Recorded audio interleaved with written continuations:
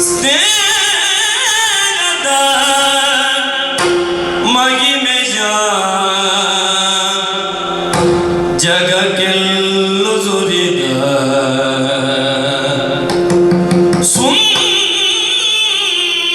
ಸುಂದರ ರೋಪನು ಶ್ರೀ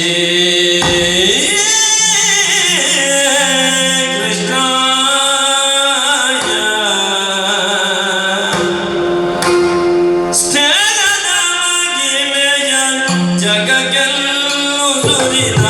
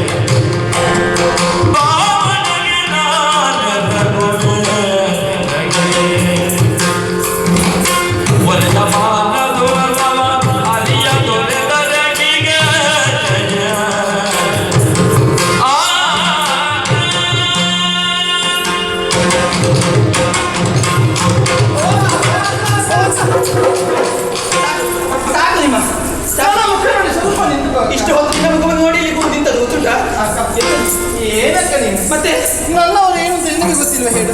ನನಗೆ ಹೇಗೆ ಅಂತಹ ನಾನು ಹೇಳಿ ಮತ್ತೆ ಅವರ ಬುದ್ಧಿ, ಅವರು ಮಾತನಾಡುವಂತಹ ರೀತಿ, ಅವರು ದೃಷ್ಟಿಸುವಂತಹ ರೀತಿ, ವೈಖರಿ, ಇದೆಲ್ಲ ನನಗೆ ಹೊಸತ ಹೇಳು. ಅದೇ ನನಗೆ ಹೇಳಿದ್ದು ನಿಲ್ಲುವುದಿಲ್ಲ, ಹೋಗ್ತೇನೆ ಅಂತ ಹೇಳಿದ್ರು. ಅವರು ಎಷ್ಟು ಯೋಚಿಸ್ತಾರೆ ಅಂತ ನನಗೂ ಗೊತ್ತುಂಟು. ಹೌದು, ಏನೋ ಒಂದು ಯೋಚನೆಯಲ್ಲಿ ಎಂಥದ್ದೋ ಆಡಿಬಿಟ್ಟಿದ್ದಾರೆ.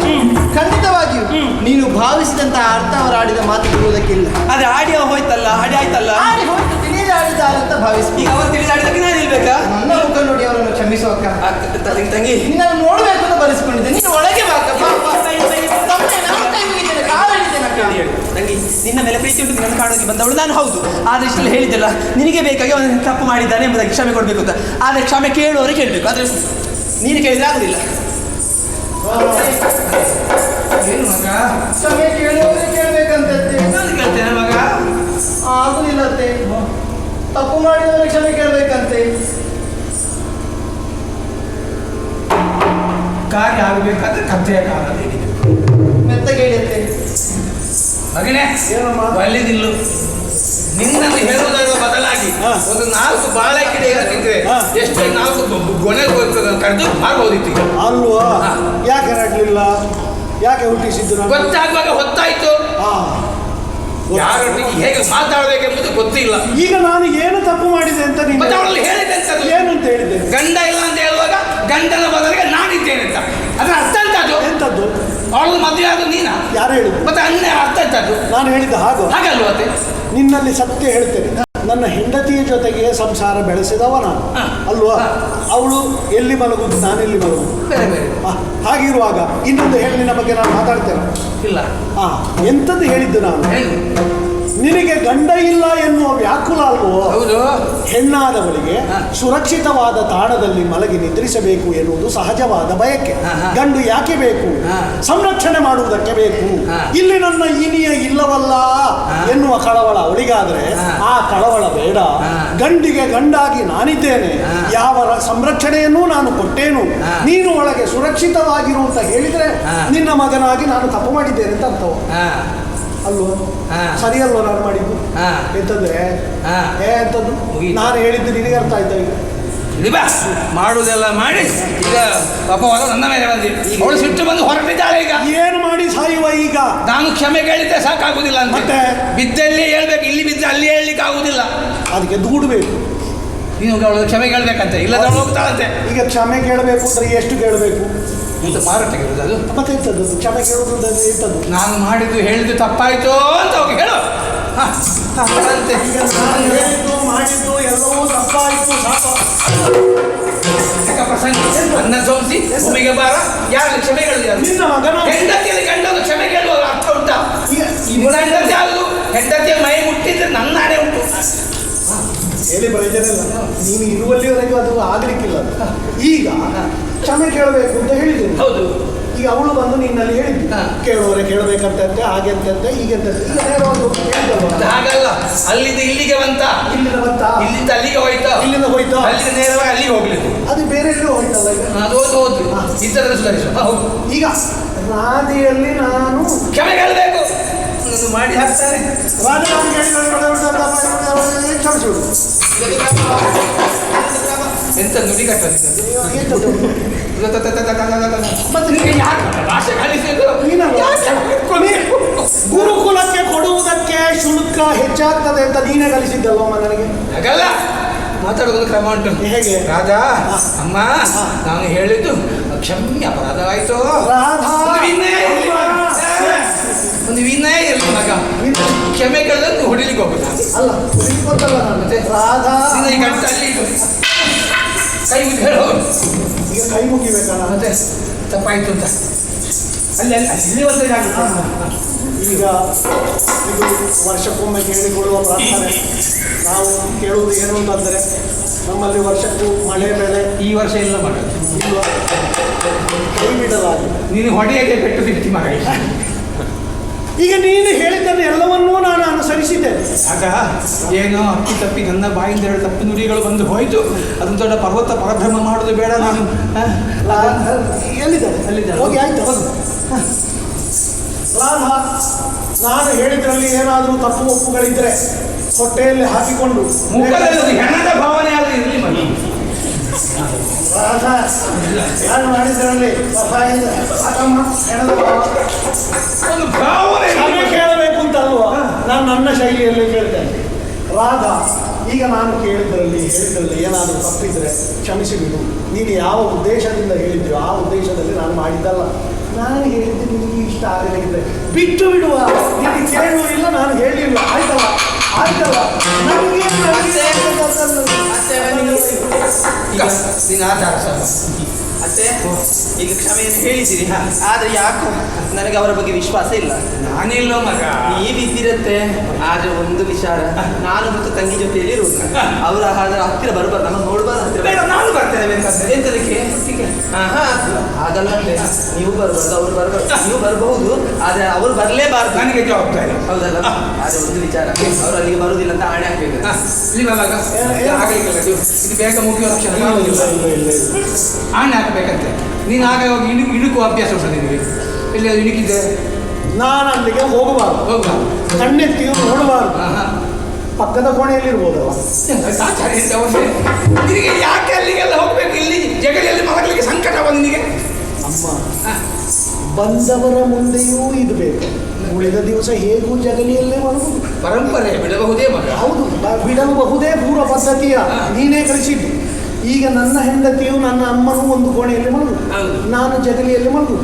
ಈಗ ಬಂದವಳ ಮುಂದೆ ಅದನ್ನು ಪ್ರಾತ್ಯಕ್ಷಿಕೆ ಮಾಡಿ ತೋರಿಸುವುದು ವಿಷಯ ಉಂಟಲ್ಲ. ಅತ್ತೆ, ಆಯ್ತು, ಗ್ರಾಚಾರ. ದೂರದಲ್ಲಿ ನಾಯಿ ಬೊಗಳ್ತದೆ. ಅವರಿಗೆ ಅದು ಕೇಳ್ತದೆ.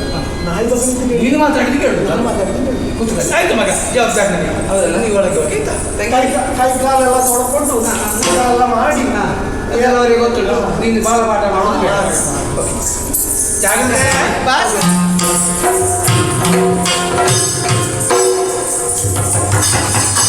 ಎಲ್ಲಿಗೆ ನಿನ್ನ ಸವಾರಿ? ಇಷ್ಟೆಲ್ಲ ನಾನು ಮಾತಾಡಿದ ಕೋಣನ ಮುಂದೆ ವೀಣೆ ಬಾರಿಸಿದಾಗಾಯ್ತಲ್ಲ. ಮತ್ತೆ ನಾನು ನಿನ್ನ ಮಗ. ಯಾರೇ ನಮ್ಮ ಮನೆಗೆ ಬಂದು ಒಂದು ಕಣ್ಣು ನಾವು ಇಟ್ಟಿರಬೇಕು ಅಂತ ತಿಳಿದವರು ಹೇಳಿದ್ದು. ನಾನು ಎರಡೂ ಕಣ್ಣು ಇಡುವುದಕ್ಕೆ ಹೋದ್ದು. ಬೇಡ, ಎರಡು ಕಣ್ಣು ನಾನು ಇಡ್ತೇನೆ ನಿನ್ನ ಮೇಲೆ. ನಾನು ಆ ಕಡೆ ಮುಖ ಮಾಡಿ ಮಲಗಿರ್ತೇನೆ. ಜಾಗ್ರತೆ. ನಾನು ಒಳಗೆ ಹೋಗುದು ಬೇಡ. ಒಳಗೆ ಹೋಗುವ ಕ್ರಮವೇ ಇಲ್ಲ ಅದು.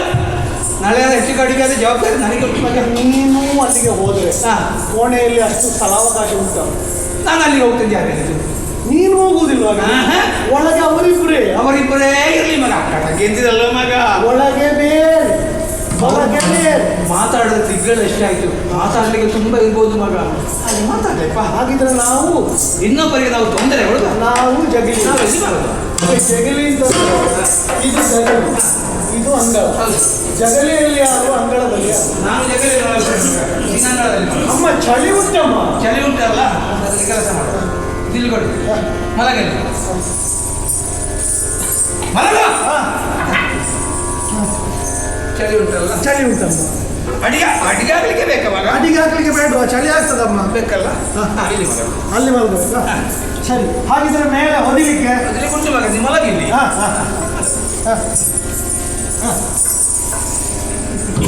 ಆಯ್ತಲ್ವಾ? ಸುಲಭ ದಾರಿ. ಸುಲಭದ ದಾರಿ ಉಂಟಾ? ಅಮ್ಮ ನೀನೆಲ್ಲಿದ್ದಿ?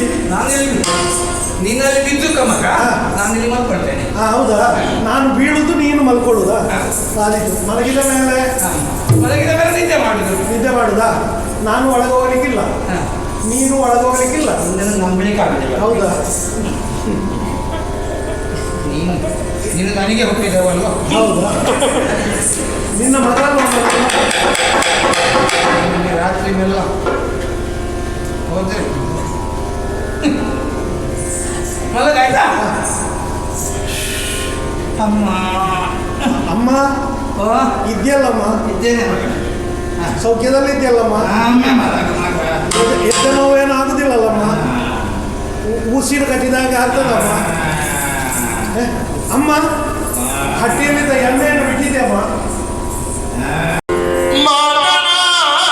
ಮಾತನಾಡಿನೊಳಗೆ ಬಂದರೆ ಜಾತಿಗೆ ನಾನು ಏನೋ ತನಮುಗೆಯಾದಳು ನದಿಗೆಯೇ ಕಪಟದ ಜೊದರಿ ಒಳ ಬರಲು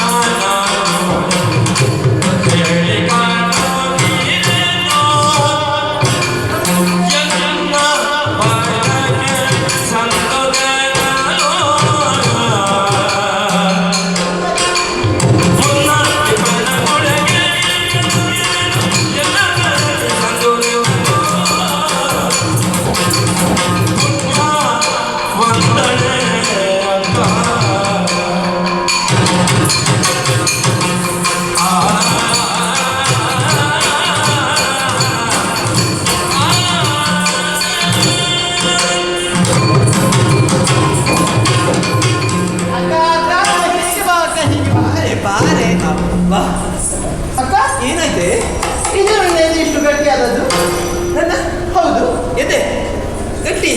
ಈ ಹಿಂದೆ ನಾನು ಅಪ್ಪಿಕೊಳ್ಳುತ್ತಿದ್ದೆ. ಹೌದು, ಎಳವೆ ನಾವು ಜೊತೆಯಲ್ಲಿ ಬೆಳೆದವರು. ನೀನು ನನಗೆ ಪ್ರೀತಿ ಆಲಿಂಗನವನ್ನು ಕೊಡುತ್ತಿದ್ದೆ. ಹೌದು. ಆದ್ರೆ ಈ ಕಠೋರತೆಯನ್ನು ಇಲ್ಲಿವರೆಗೆ ಅನುಭವಿಸಿದ್ದೇ ಇಲ್ಲ. ಆ ಚಂದ್ರಾವಳಿ, ಹಾ. ಇದು ನನ್ನ ಎದೆ ಗಟ್ಟಿ ಗಟ್ಟಿಯಾಗಿ ನಿಮಗೆ ಅನಿಸ್ತಾ ಉಂಟು. ಹೌದು. ಅದು ಹೀಗೆ ಹಾ. ನಾನು ಯಾವತ್ತು ನನ್ನ ಪತಿದೇವರನ್ನು ಒಮ್ಮೆ ಅಪ್ಪಿ ಹಿಡಿಯುವ ಕ್ರಮ ಉಂಟು. ಋಗುಲಾಂಚನದ ಕತೆ. ಹೌದು. ಹೀಗೆ ಬಂದು ನಿನ್ನ ಪಾದಪೂಜೆ ಮಾಡ್ತೇನೆ. ಏನೇ? ಕಾರಣ ಏನಂತದ್ದು? ಏನಾಯ್ತು? ಪದ್ಮರೇಖೆ. ತಂಗಿ, ಹಾ. ಅದೇನು ವಿಶೇಷ ಅದರಲ್ಲಿ? ನನ್ನ ಪತಿದೇವರ ಪಾದರಕ್ಷೆಯನ್ನು ಒಮ್ಮೆ ನನ್ನ ಪಾದರಕ್ಷೆ ನನ್ನ ಕಾಲಿಗೆ ತಾಗಿತು. ಆಗ ಪದ್ಮರೇಖೆ ನನ್ನ ಕಾಲಿಗೆ ಬಂತು. ಅವರಲ್ಲಿದ್ದ ಪದ್ಮರೇಖೆ ನನ್ನ ಆ ಕಾಲಿಗೆ. ಕಳ್ಳ ಹಾಕಿದ ಪಾದರಕ್ಷೆಗೆ ನಿನ್ನ ಕಾಲನ್ನು ಒತ್ತಿದೆ.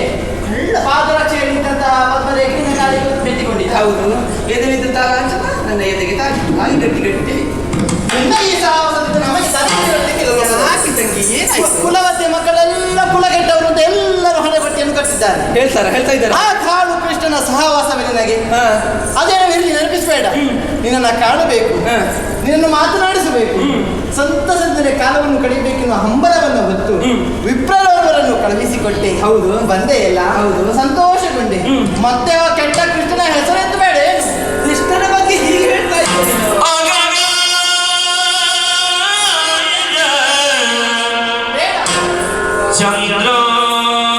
ಚಂದ್ರಾವಣಿ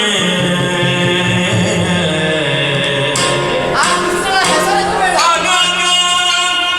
ಚಂದ್ರಾವಣಿ ಚಂದ್ರಾವಣಿ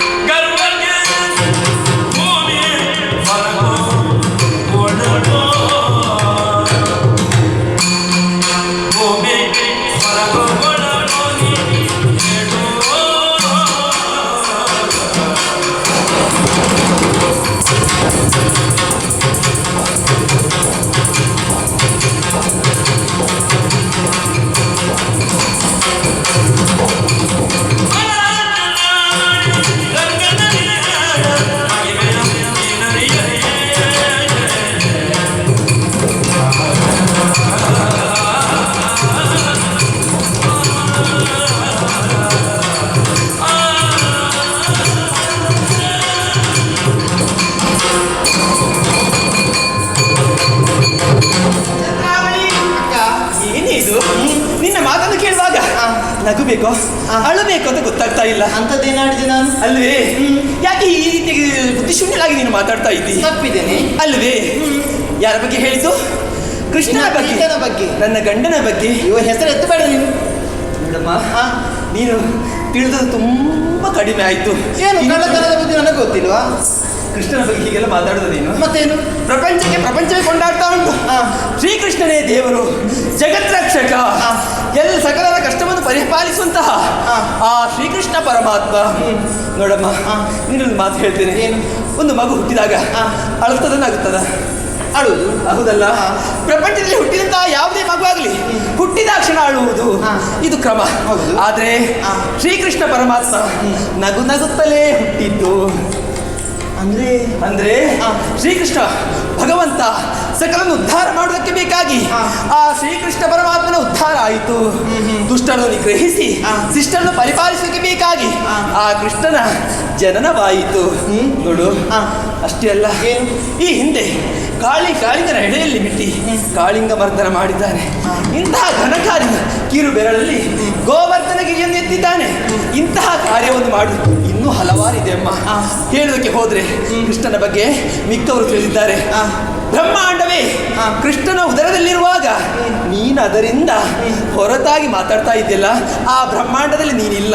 ಆ ಬ್ರಹ್ಮಾಂಡದ ಹೊರಗೆ ಬಂದು ಮಾತಾಡ್ತಾ ಇದ್ದಿಲ್ಲ. ಆಹಾ, ಜಗದ ಒಳಗು ಹೊರಗು ಅಂತ ಕೇಳುವುದು. ಹೌದು, ನೀನು ಅಲ್ಲವೇ?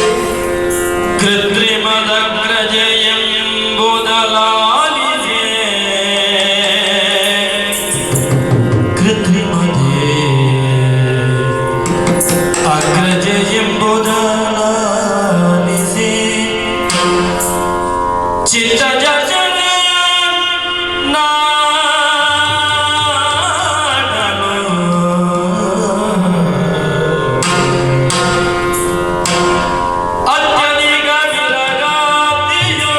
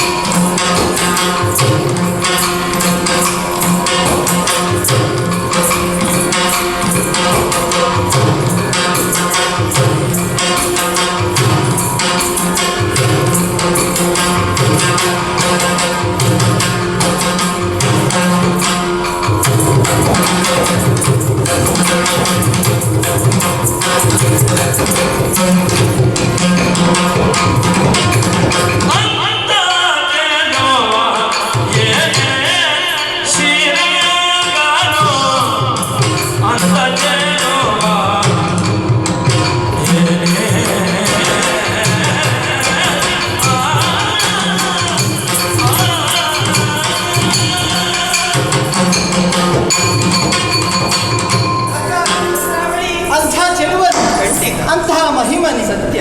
ಶ್ರೀಕೃಷ್ಣನೇ, ನಿಜ. ಅವನೇ ಚಿನ್ಮಯ ಸ್ವರೂಪನೇ, ಖಂಡಿತ. ಅವನೇ ಶ್ರೀಹರಿಯೇ, ಅವನೇ ವೈಕುಂಠಾಧಿಪತಿಯೇ, ಅವನೇ ಸರ್ವಸ್ವಕ್ಕೂ ಆಧಾರಭೂತನೇ. ಅಕ್ಕ, ಅಣುರೇಣು ತೃಣಕಾಷ್ಟ ಸ್ಥಾವರ ಜಂಗಮಾದಿಗಳಿಗೂ ಕೂಡ ಕರ್ತೃತ್ವದ ಸ್ಥಾನದಲ್ಲಿರುವವನು ಶ್ರೀಕೃಷ್ಣ. ಹೇಗೆನ್ನುವ ಹಾಗೆ ನೀನು ಭಿನ್ನವಿಸಿದ ಪ್ರತಿಯೊಂದು ವಿಷಯಗಳನ್ನು ಅರ್ಥವಿಸಿಕೊಂಡಾವಾಗ ಅಕ್ಕ, ನಾನು ಮಾಡಿದ್ದು ಬಹಳ ಅಪರಾಧವಾಯಿತು ಅಕ್ಕ, ಅಪರಾಧವಾಯಿತು. ನಿನಗೆ ವಿಚಾರ ಗೊತ್ತಿರಲಿಕ್ಕಿಲ್ಲ. ತವರು ಮನೆಗೆ ಬಂದ ಸಂದರ್ಭ, ಕೃಷ್ಣ ನನ್ನ ದಾರಿ ಮಧ್ಯದಲ್ಲಿ ಬರುವಾಗ ಅವನನ್ನು ದಂಡಿಸಿದೆ. ಬಗೆ ಬಗೆಯಾಗಿ ದುರುಡನ ಮಾತುಗಳನ್ನಾಡಿ ಅವನ ಮನಸ್ಸಿಗೆ ನೋವು ಮಾಡಿದೆ, ದೇಹಕ್ಕೆ ನೋವನ್ನು ಬಡಿಸಿದೆ. ಅಕ್ಕ, ಈಗ ಅನಿಸ್ತಾ ಉಂಟು, ಎಂತಹ ನಿಷ್ಕೃಷ್ಟ ಕೃತ್ಯವನ್ನು ನನ್ನಿಂದ ಮಾಡಿ ಹೋಯಿತು ಎನ್ನುವ ಹಾಗೆ. ಅಕ್ಕ, ನನ್ನನ್ನು ಯಾರು ಕ್ಷಮಿಸುವುದಕ್ಕಿಲ್ಲ. ಹೌದೇನಕ್ಕ? ನನ್ನ ಅಪರಾಧದ ಭಾವ ಜಾಗೃತಗೊಂಡಿದೆ. ಮಾಡಿದ್ದು ತಪ್ಪಾಯಿತು ಹೀಗೆನ್ನುವ ಹಾಗೆ ಅವನಲ್ಲೊಮ್ಮೆ ಕ್ಷಮೆ ಕೇಳಬೇಕು ಅಂತ ಮನಸ್ಸಾಗ್ತಾ ಇದೆ. ಅವನನ್ನ ಕಣ್ತುಂಬಿಸಿಕೊಳ್ಳಬೇಕು, ಕಣ್ಣಾರೆ ಕಾಣಬೇಕು, ಸಾಕ್ಷಾತ್ಕರಿಸಿಕೊಳ್ಳಬೇಕು ಹೀಗೆನ್ನುವ ಹಾಗೆ ತುಡಿತಾ ಒಮ್ಮೆ ಕರೆಸ್ತೀಯೇನೆ ಅಕ್ಕ? ತಂಗಿ, ಈಗ ನಿನ್ನ ತಪ್ಪಿನ ಅರಿವಾಯಿತು ನಿನಗೆ. ಹೌದು. ಶ್ರೀಕೃಷ್ಣ ಪರಮಾತ್ಮನ ಕಣ್ಣಾರೆ ನೋಡಬೇಕು, ನೋಡಬೇಕು. ಮಾಡಿ ತಪ್ಪಾಯಿತು ಕ್ಷಮೆಯನ್ನು ಯಾಚಿಸಬೇಕು. ಆ. ಆದ್ರೆ ಆದ್ರೆ